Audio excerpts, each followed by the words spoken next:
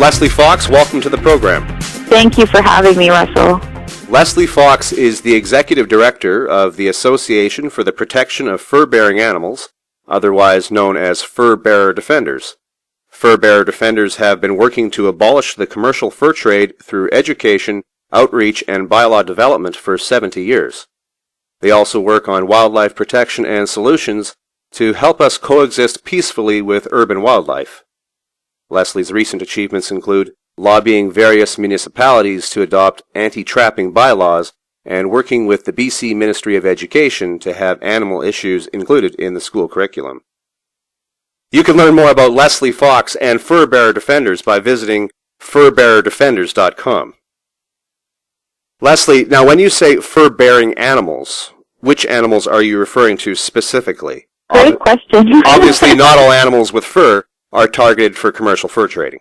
That's right. That's a really great question because fur bearer is sort of an old school term actually, and it's slightly derogatory. And we're an old organization, so it's something that I guess we kind of inherited. But the word fur bearer is given to animals that have a commercial value, like their pelt, like their skin, their hair is worth money on some kind of market somewhere. So these animals typically include coyotes, beavers, muskrat, otter, lynx, bobcat, wolves, and even cats and dogs. It's kind of into a gray area there because it might be surprising to some of your listeners, but dogs and cats are also used in the commercial fur trade. Lines get blurred, but for the most part, I guess I'd like to think that they're sort of our furry forest friends. Now, what is the sphere of influence of Furbearer Defenders? So what's the radius that you cover? Is it a national, is it an international organization? Is it just British Columbia? We're based here in Vancouver. We do have a staff person who works for us in Ontario. We have a lot of supporters sort of in Ontario and the Toronto region. We do sort of cover, we like to think of ourselves, I guess, as the official opposition to the Canadian fur trade. So that's sort of what we know the best.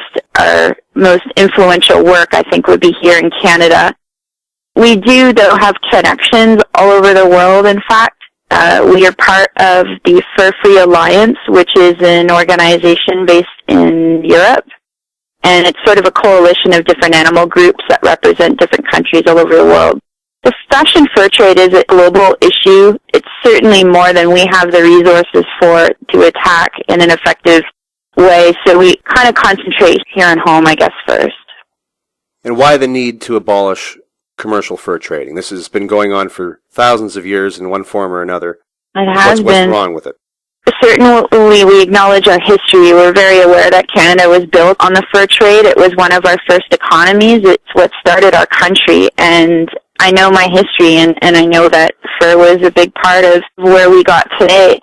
But I think that we're at a point now in society and technology where fur has become completely unnecessary, and it's one of those products that, for the most part, it's a vanity issue.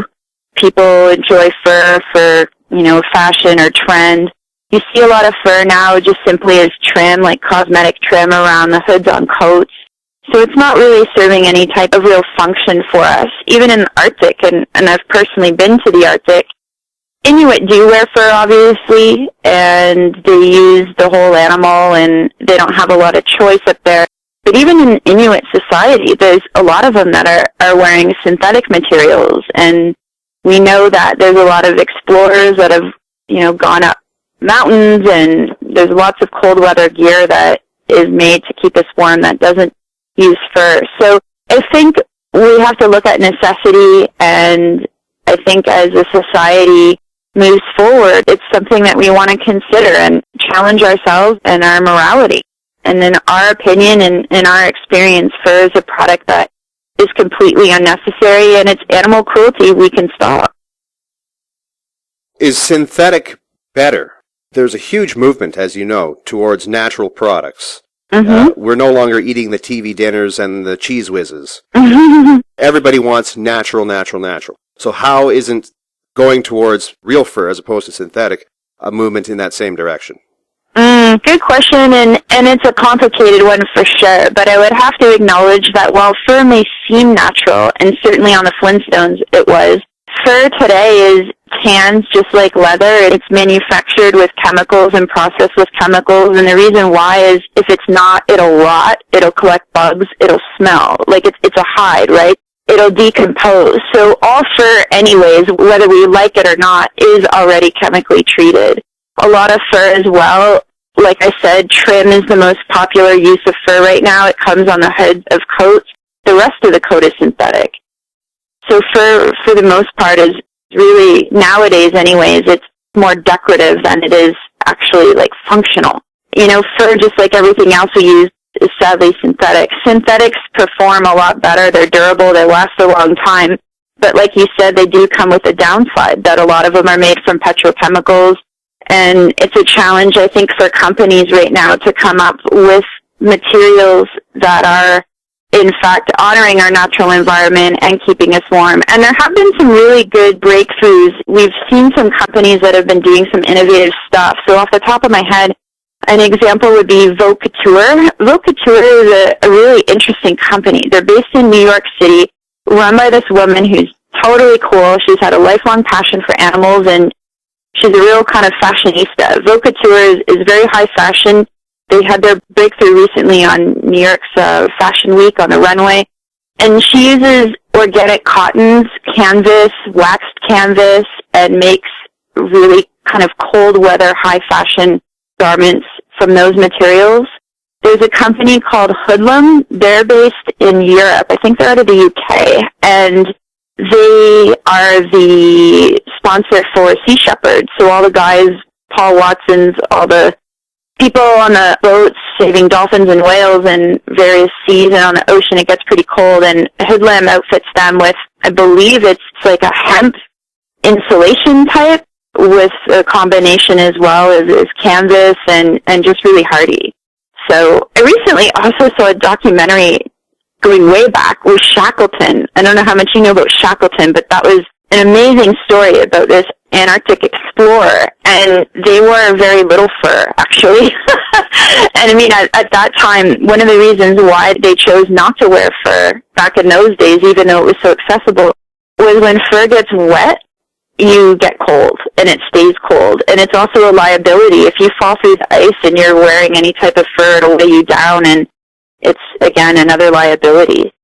So lots of things to think about, and certainly if any of your listeners have some concerns and you want to play it safe, my best recommendation is just to go to a secondhand store. And you can pick up a synthetic coat and not feel as guilty because you're getting something that's just as warm. You're not putting any more environmental pollutants or toxins into our environment.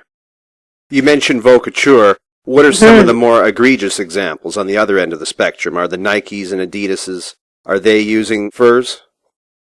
They're not really big into it, no. I would say the biggest player right now for trying to popularize fur would be a company called Canada Goose.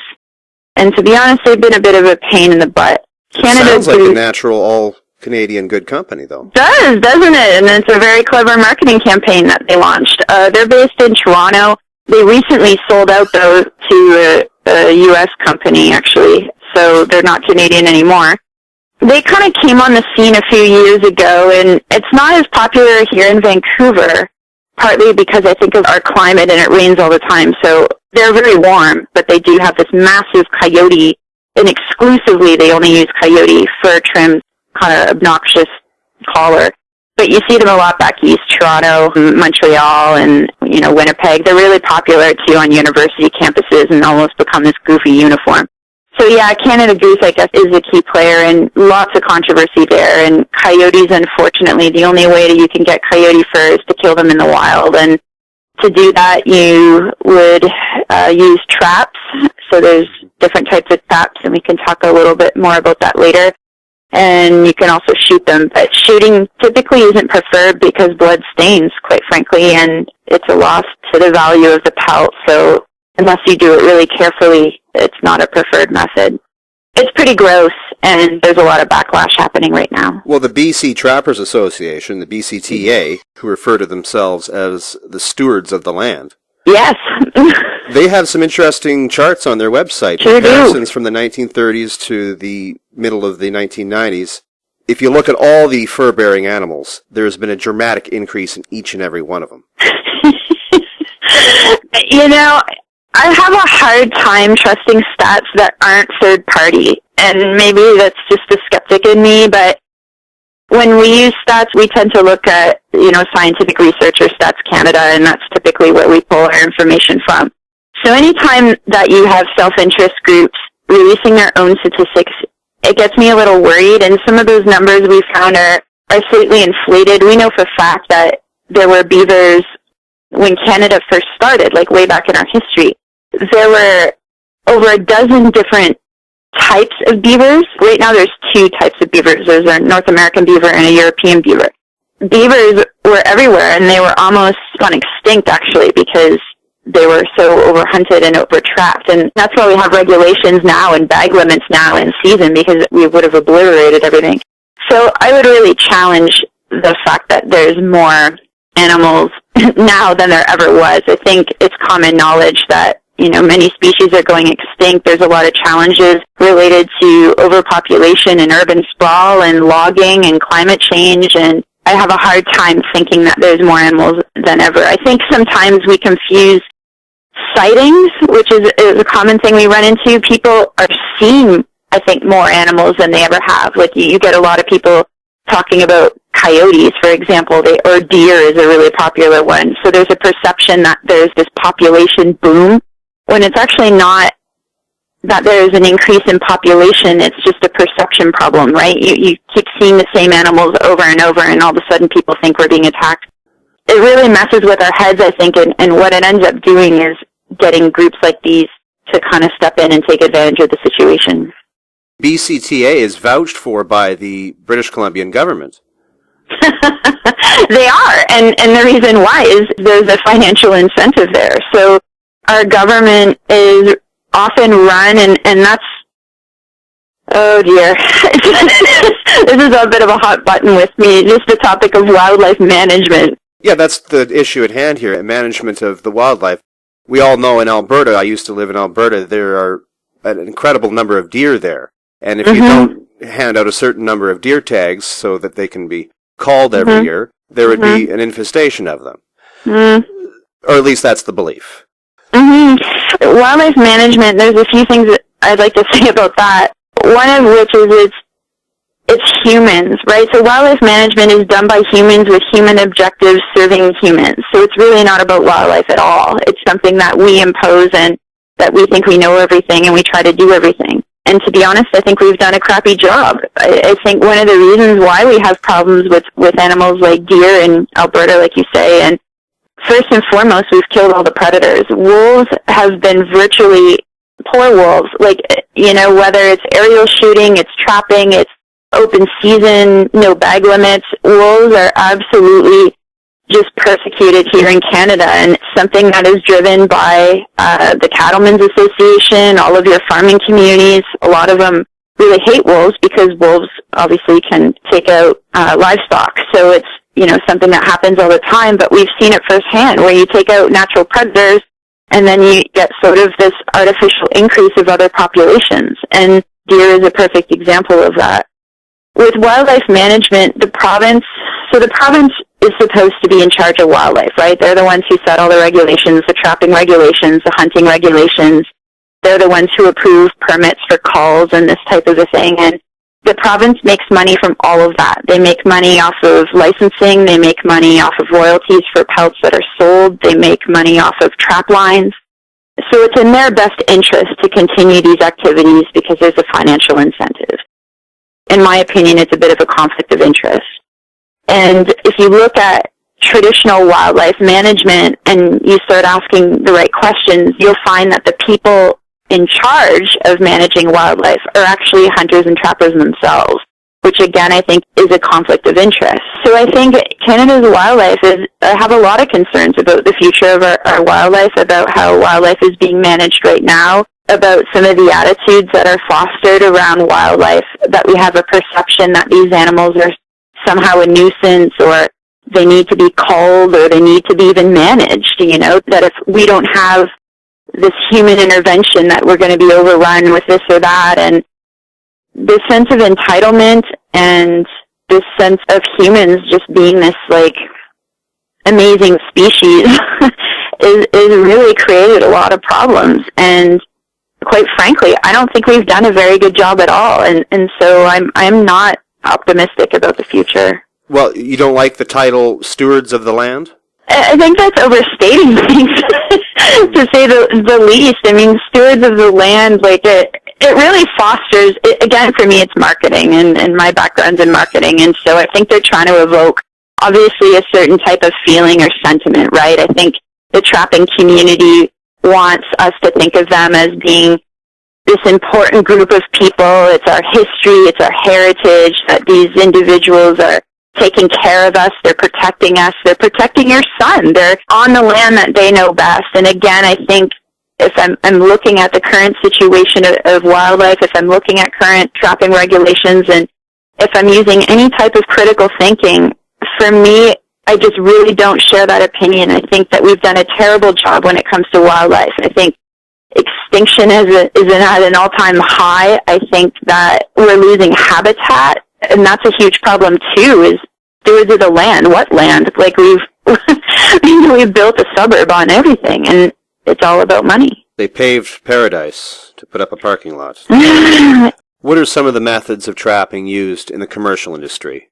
And my assumption here would be that they use humane traps, as opposed to the illegal trappers who might use the proverbial bear trap with spring-loaded jaws. So I think first and foremost, one of the things that we encounter most as an organization is the attitude that traps have been banned, or that trapping happens in the middle of nowhere, and both are incorrect.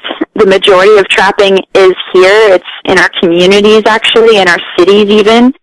Under provincial law, and I'll speak to BC, it's the one I know the best, you can set a trap 200 meters from a dwelling. That includes a school, that includes a home, that includes a park.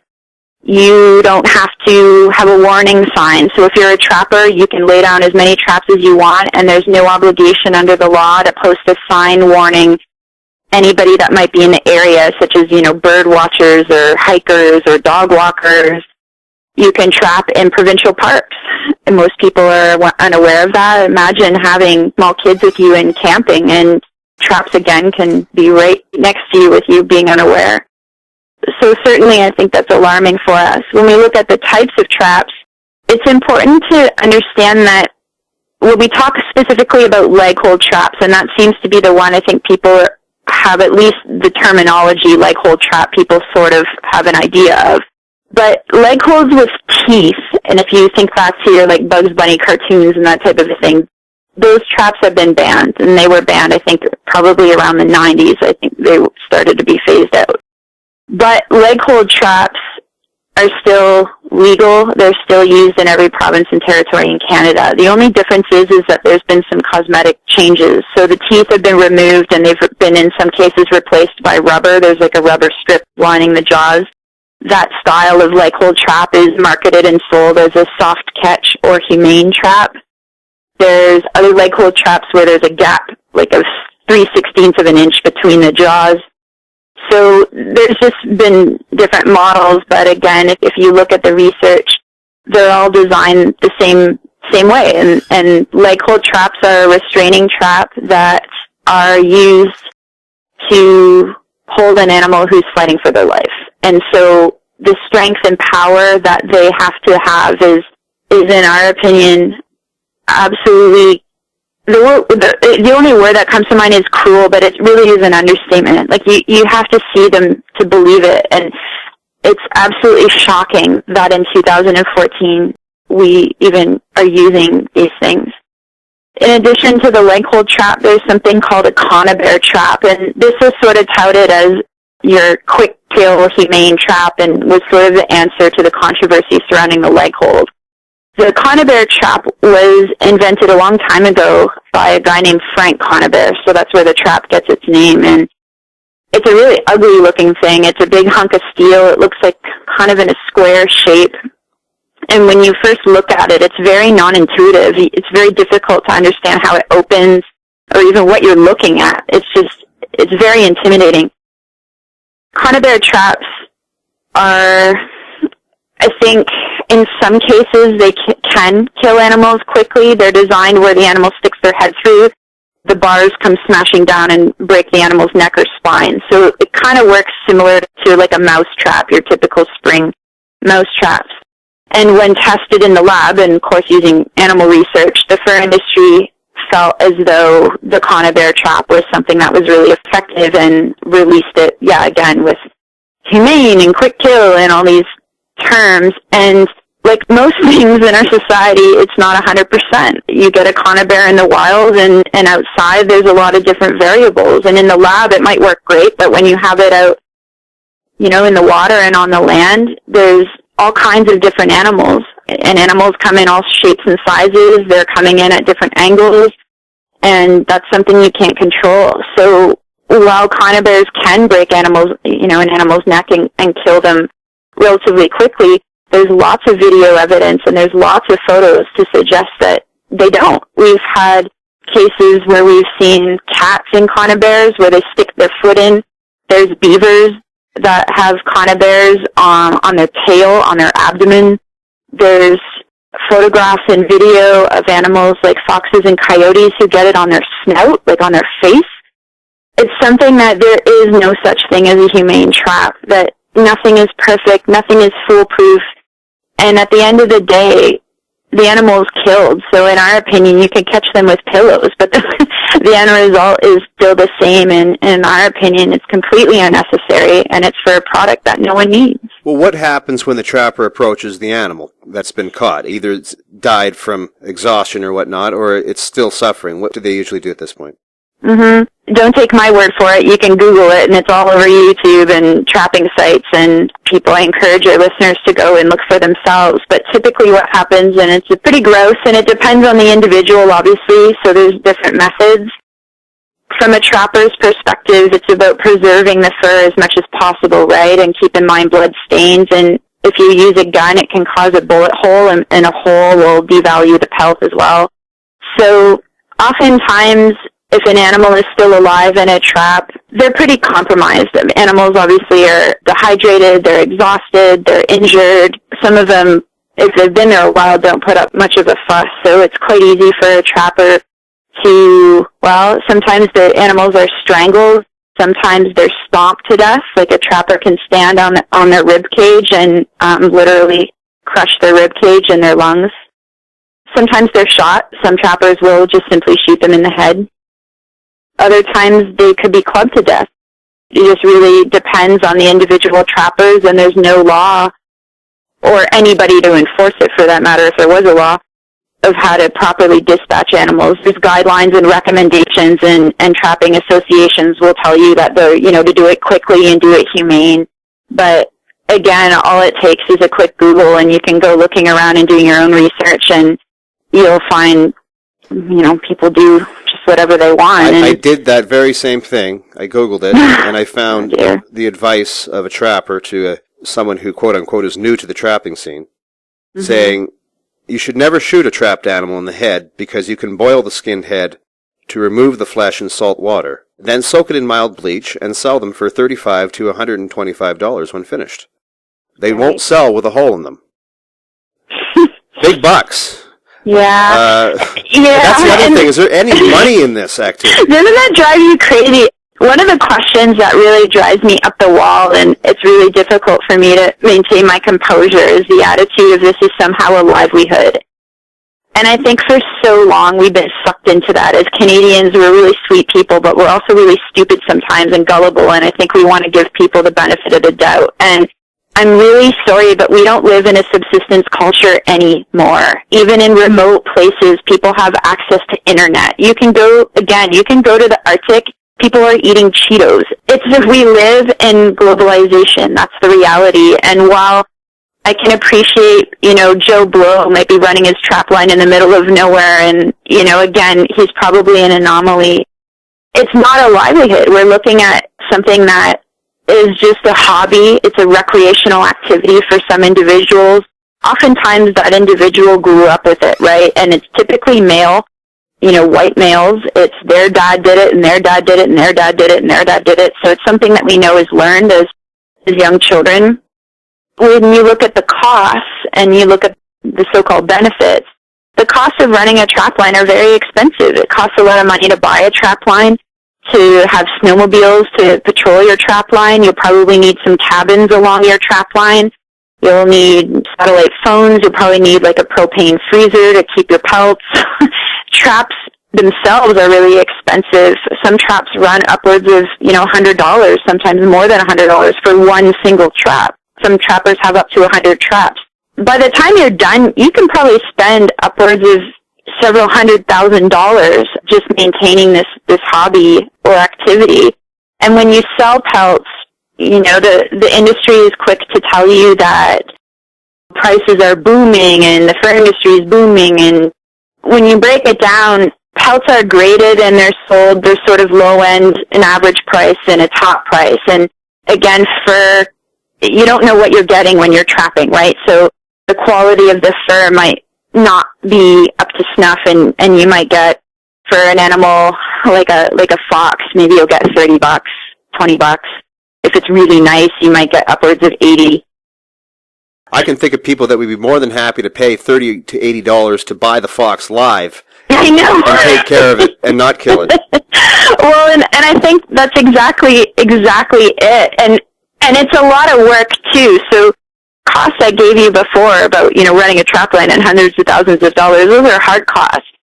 Let's look at labor, right? The time it takes to go up and down your stupid trap line, to kill the animal, to skin the animal, to properly prepare the pelt. That in itself is so time consuming when you have to flush it all out, you have to stretch it over, and you have to dry it, and then you have to boil your traps like when you're done because the animal scent is on it. And I mean, it's so unbelievably time consuming. That's why we say that it really is a recreational activity and not a livelihood. And it's not about, I think as Canadians, we have this perception, and the fur industry certainly wants us to have the perception that it's all about Aboriginal people, the stewards of the land that are just making a living, trapping, and why do you want to take that away? And maybe that was the case 300 years ago, but it's not the case now. And in fact, the industry itself is moving away from trapping because it's much more effective for them, just like anything else, to throw it into a big factory, and which is where now we see fur farms. And the number of trapped animals is actually decreasing. If you look at Stats Canada, the height of the trapping kind of heyday would have been probably, I think, in the 80s, which it was about 5.5 million animals were trapped and killed in Canada. Right now, it's less than 700,000, which is a huge achievement, right? We're trapping, less wild animals than ever before. But if you look at the numbers of fur farms, it's totally gone the other way. So right now in Canada, we're killing over 2 million animals on fur farms, which mostly includes mink and foxes.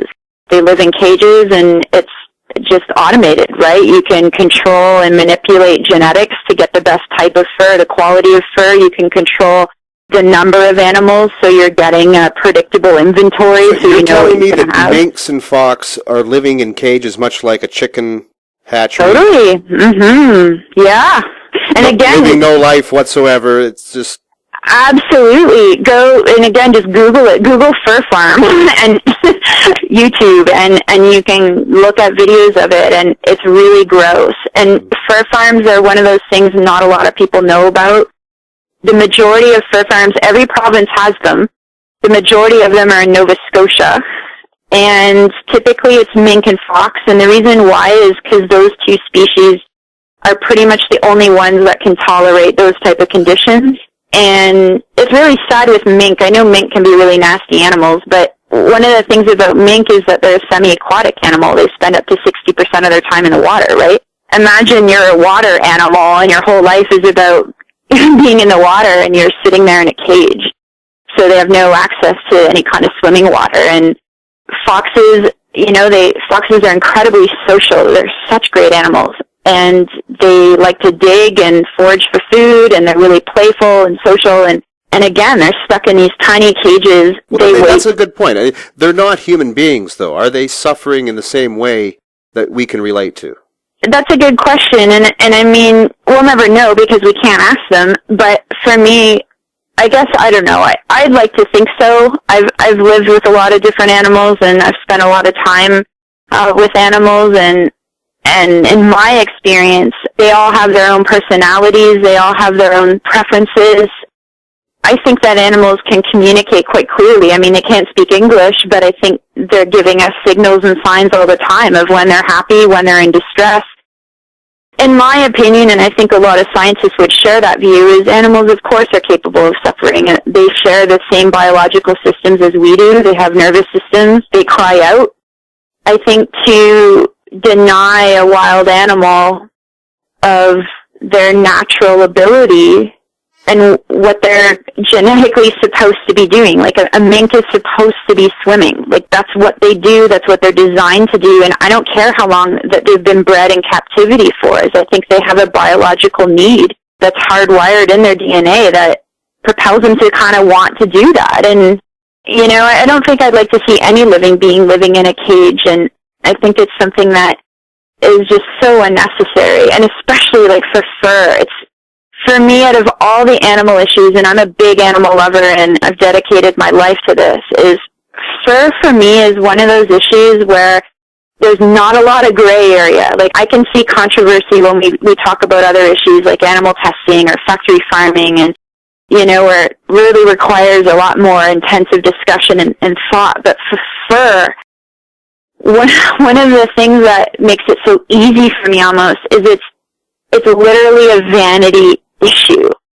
And that is something that I just feel like most people would have to agree that it's something we can do without, that this is completely unnecessary, it's easy, and it really doesn't take a lot of effort. Like, for the average Canadian to make a commitment to not buying fur is not really asking a lot. You could so easily live your life just the same without purchasing fur or fur trim, and it doesn't really require any hard work or effort. To have these animals suffering the way they do and to be killed, like in the most horrific means. So on fur farms, under the guidelines for Agriculture Canada, foxes are anally electrocuted. I'm not exaggerating or trying to be dramatic or anything. Like, that is the preferred method of euthanasia on fur farms for foxes, is that they're anally electrocuted. For minks, they're gassed or have their necks broken. Typically, they're gassed with carbon monoxide or carbon dioxide in these sort of tanks. You mentioned at the top of the show that cats and dogs are even used. Oh, that's so gross. Totally. Clearly not in Canada, but in countries like China, you would see this happening. That's right. And we know that, you know, for some cultures, and I'm not trying to judge those cultures, but some cultures do eat cats and dogs and whatever. We eat certain animals too, and it's all whatever. But when it comes to cats and dogs, obviously Canadians, we love cats and dogs. It's a billion-dollar industry, all the money we spend on our pets. And I've had cats, and yeah, they're just like kids, you know, for a lot of people. And, you know, for some countries, obviously they don't share that viewpoint, and that's their prerogative, that's their culture. But what's happened is that to take advantage of global fur markets, some countries who kill animals, dogs and cats, for meat, or even not for meat sometimes, will use the fur and basically make products with fur because they know that fur is perceived to have a higher value, so it's more money, and export those products. So to make it quite simple, it's estimated, and no one really knows for sure, which is another problem, but there's been several investigations. The latest one I know of was 2 years ago with we worked with a Toronto Star reporter who visited different parts of China. Many people have witnessed it, and again, it's all on video all over the net. So dogs and cats are killed. Approximately 2 million dogs and cats are killed and made into sort of more or less like trinkets and trims, so small items. Sometimes you can buy a full fur coat that is made from a cat or a dog. Sometimes they're former pets, they're strays, or they're bred. It's a real kind of mixed bag. Those products are sold in Asia, and they're also exported. And one of the scariest things is Canada has no laws. The EU, Australia, and the US have banned the import and sale of dog and cat fur. In Canada, we have nothing. Nothing. It is completely legal to import and sell dog and cat fur in Canada. Has the government given an official response as to why? Or why not? Yes. So it's a campaign we've been working on now for about 10 years, and it's so difficult because you're working with the feds, and anybody who's ever worked with the feds, it's an enormous amount of time and lobbying, and anytime you have an election, you're basically starting over. The conservative government, to be quite frank, is a bloc. Conservatives are all about preserving trade. They're all about commerce. It doesn't quite favor anything to do with animals or animal issues. And so in the case of China, China's our biggest trading partner, so basically imposing any type of trade restrictions with China, dog and cat fur being one, is the government is not interested in doing that because they're concerned that it might affect trade with other things. So the example that the government has given us, and that correspondence is available on our website under our campaigns section for dog and cat fur, is actually connected to the seal hunt. So as some of your listeners might know, every March there's a massive Canadian seal hunt that's off the coast of Newfoundland. We're still clubbing baby seals. Those pelts are sold to different countries. The oil is sold, and there's some pharmaceutical companies that use some seal parts. But it's quite controversial. Obviously, it's still controversial. One of the only buyers left in the world for seal products, because nobody wants them, is China. To make it very clear, China's buying our seals, and we're buying dog and cat fur. Now, obviously, nobody's going to buy a dog or a cat fur coat if it's labeled as such. Right. So we don't have labeling. So in addition, so you just have to trust the salesman. So here's the kicker. So in addition to killing our own wildlife, which we do, and in addition to having it legal to import and sell dog and cat fur, under the Textile Labeling Act, it's not required to label fur, so it's optional. So if you're company ABC and you're selling something made from fur, it's up to you whether or not you want to label it. You're not required to under the law. The only time you're required to label fur is if it's actually removed from the skin. So an example would be Angora. If you were to buy an Angora sweater, let's say, Angora is plucked from rabbits and woven in with like another fabric, say like a cotton or something. Most fur, though, it's the equivalent of a human being scalped. Fur is attached to the skin, and the animals, they're not shaved. Like, they're physically skinned. The skin is removed with the hair attached, and under those circumstances, which, again, most fur is, even fur trim, you don't have to label it. So as a consumer, it's absolutely terrifying, if you're buying any fur, because you really don't know what you're getting. And in addition to that, even if there are labels, they can lie. For example, we did an investigation, I think it was about 2 years ago now, where companies advertise a garment or item as being fake fur, but it's actually real. Then we have real fur that looks fake. And the whole issue of fake fur, and we're probably one of the only animal protection groups on earth that actually don't promote fake fur, for the reason being is it's too confusing. Consumers, unless you have a microscope with you or some type of lab equipment to be able to distinguish whether it's real or not, in some cases it's very difficult to tell. Fur can be shaved, it can be dyed, it can be really inexpensive. You know, you can buy real fur for under $20. Comes on toys, cell phone cases, earrings. You can buy pet toys like cats. People who have domestic cats at home, there's a lot of toys on the market, like little mice that are made from real fur. So there's lots of sneaky ways that fur comes into consumer products. And again, when it's a low cost and when it's, you know, shaved or dyed, most people just don't think about it. You've helped the BC Ministry of Education see some of these arguments, and they've made changes to the school curriculum. Yeah. Educating children now. Yeah. What changes have been made to what age groups? Very cool. As we all know, I think, and before the show when we were talking, children have an amazing empathy for animals. And if you look back to your own childhood, I'm sure you'll remember all the pets you grew up with, the neighbor's dog you probably were in contact with.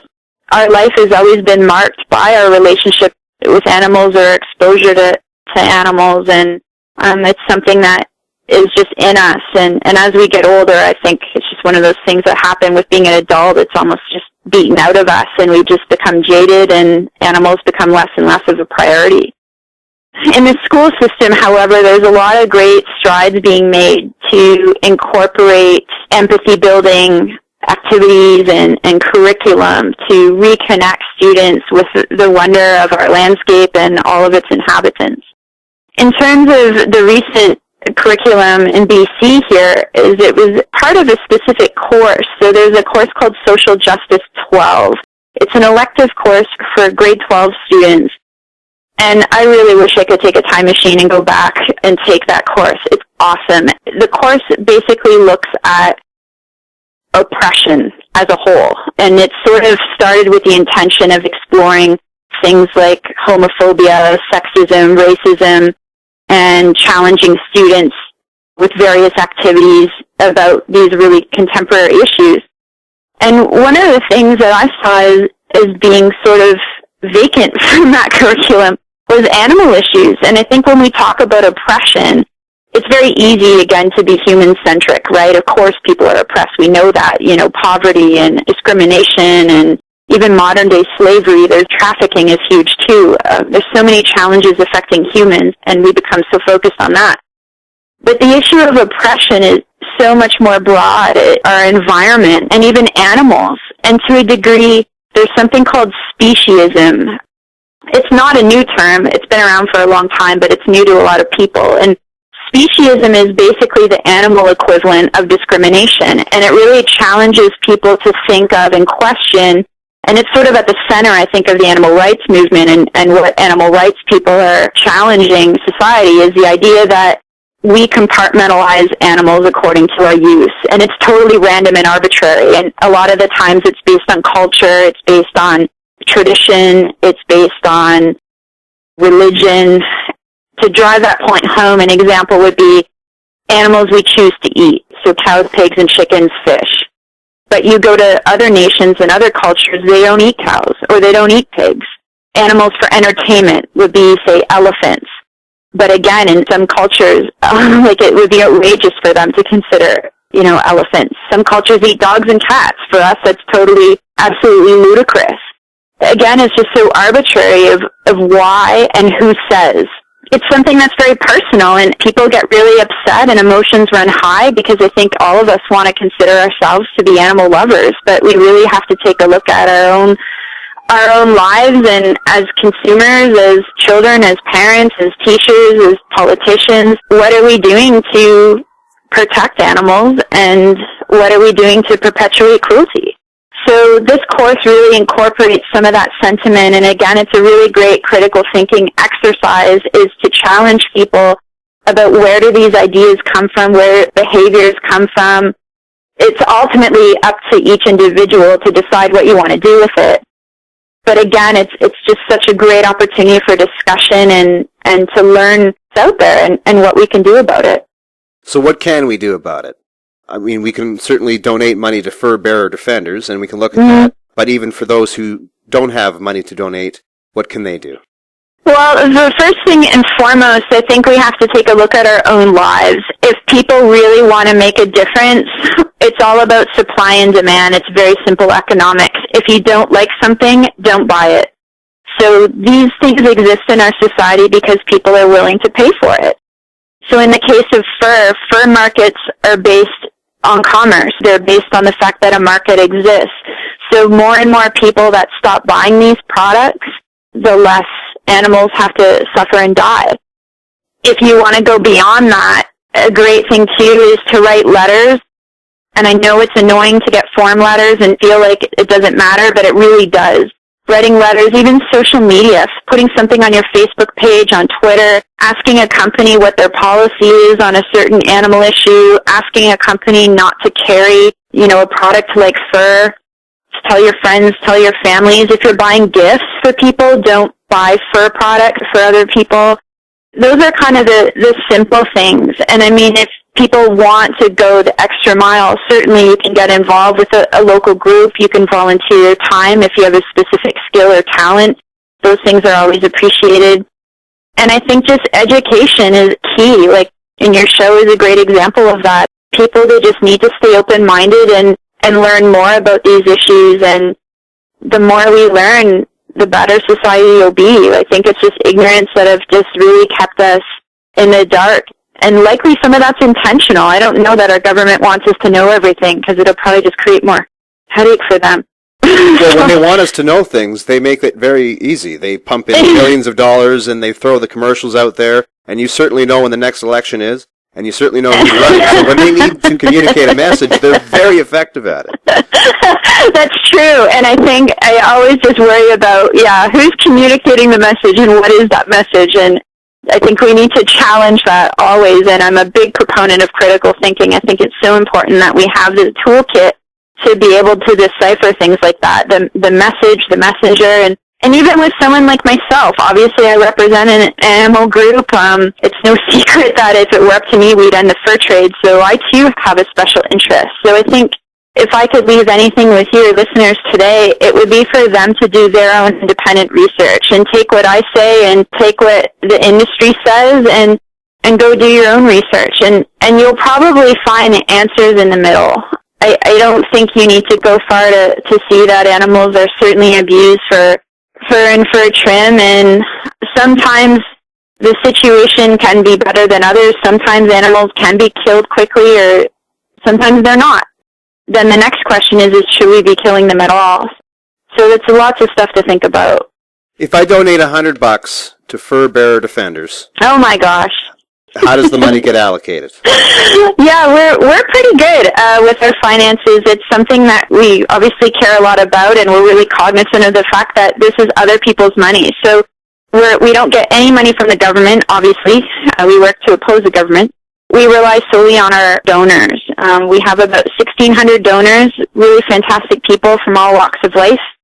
Every dollar, the breakdown, I would say it's about 10% on administration. We usually hover around that mark. So administration would include just things related to having a small office. We have a little office on Broadway Street, and, phone and internet and new Keurig machines. It was pretty no frills. And then membership development and fundraising is a big part of what we do. And the reason why it's not fair for one person to carry the burden of financially supporting an organization. So we're always wanting to attract more members and more people to join us, and it makes our collective voice more powerful too, right?